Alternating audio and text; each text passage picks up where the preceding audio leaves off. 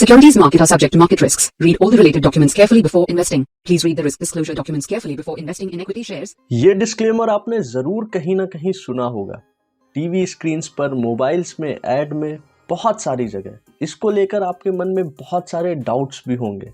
तो आज इस वीडियो में हम उन्हीं डाउट्स को क्लियर करेंगे और समझेंगे कि म्यूचुअल फंड्स क्या होते हैं, ये कैसे काम करते हैं। इसलिए इस वीडियो को पूरा लास्ट तक देखिए और फिर डिसाइड करिए कि क्या म्यूचुअल फंड्स आपके लिए सही है। म्यूचुअल फंड एक ऐसी जगह होती है जहां बहुत सारे इन्वेस्टर किसी एक प्लेटफॉर्म पर आकर एक साथ इन्वेस्ट करते हैं। ये काम एसेट मैनेजमेंट कंपनियां हैंडल करती हैं, जो आपके द्वारा इन्वेस्ट किए गए रुपयों को फंड मैनेजर की सलाह से अलग अलग जगह निवेश करती हैं। ये निवेश किया जाता है बॉन्ड्स में, गोल्ड में और भी दूसरी सिक्योरिटीज में। फंड मैनेजर का काम आपके द्वारा इन्वेस्ट किए गए फंड को लो रिस्क पे अच्छे रिटर्न्स देना होता है। एग्जाम्पल के तौर पर हम समझ सकते हैं, अगर आपने, आपके फ्रेंड्स ने एंड आपके फैमिली मेंबर्स ने मिलकर किसी एक व्यक्ति को पैसे दिए, उन पैसों से उस व्यक्ति ने कुछ खरीदा और बेचा, इससे उसको कुछ प्रॉफिट हुआ। अब अपनी मेहनत का कुछ छोटा परसेंट वो कट करके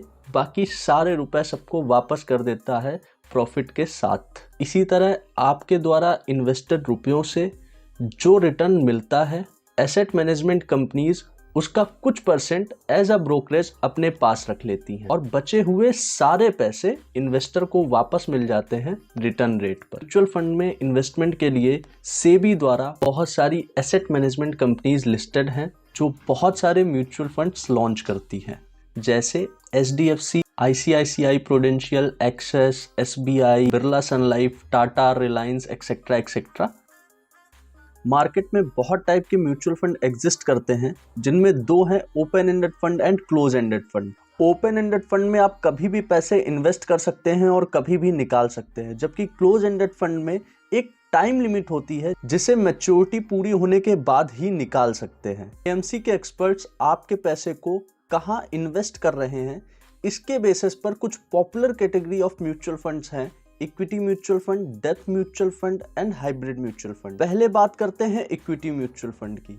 इक्विटी म्यूचुअल फंड में डाले गए रुपए स्टॉक मार्केट में इन्वेस्ट होते हैं। जब भी कोई म्यूचुअल फंड लॉन्च होता है तो उन्हें यूनिट्स में बांट दिया जाता है। अब अगर आपने इक्विटी में किसी म्यूचुअल फंड के 500 यूनिट लिए, उन 500 यूनिट के रुपए किन किन स्टॉक पर इन्वेस्ट हुए हैं, इसकी एक पूरी लिस्ट आपका फंड मैनेजर आपको प्रोवाइड कराता है। अब उन स्टॉक के मूवमेंट के अकॉर्डिंग उसका बेनिफिट आपके उन 500 यूनिट में दिखता है। इस तरह आपके द्वारा इन्वेस्टेड फंड की परफॉर्मेंस मार्केट की परफॉर्मेंस के साथ अलाइन करती है। म्यूचुअल फंड्स में अगर आप एक साथ रुपए लगाकर इन्वेस्टमेंट करते हैं तो ऐसी इन्वेस्टमेंट लमसम कहलाती है, जिसके बदले आपको मिलती है NAV यानी नेट एसेट वैल्यू।